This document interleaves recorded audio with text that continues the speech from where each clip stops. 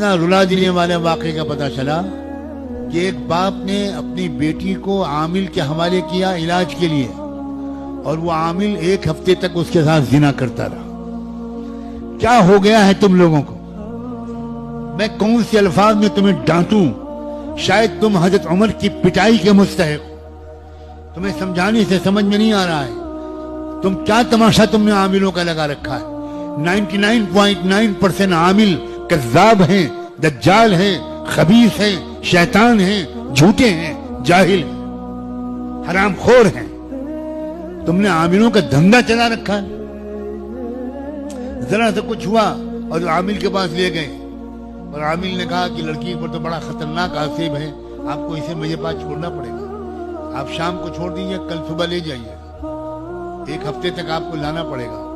अब वो लड़की उसको कह दिया आमिल ने कि अगर तुमने ये राज पाश किया कि मैंने तुम्हारे साथ क्या किया है, तो मैं खुद वाकई आपसे भेजकर तुझे पागल बना दूंगा, तुझे कपड़े उतरवा कर सड़क पर रखवाऊंगा।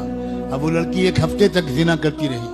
बिलाखिर उसने खुदकुशी का इरादा किया और अल्लाह ने उसको बचा लिया। तो उसने रोते रोते अपनी माँ से कहा कि हाथ पैर जोड़कर मुझे न भेजिए, मुझे जला के मार दीजिए, मुझे वहां न भेजिए।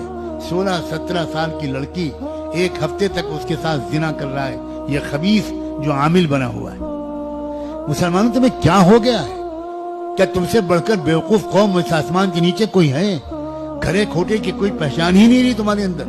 जरा सी बात हुई और तुम आमिलों के चक्कर में पड़ गए। जादू हो गया, दुकान नहीं चल रही, कारोबार नहीं हो रहा, बीबी का बुखार नहीं उतर रहा। अरे खुदा के बंदो, गुनाह छोड़ो, अल्लाह के दीन की तरफ आओ, किसी अल्लाह वाले से जुड़ो, तौबा और बैत के कलिमात पढ़ो, सुबह शाम अल्लाह का जिक्र करो, सही इलाज कराओ, इंशाअल्लाह ठीक हो जाओगे।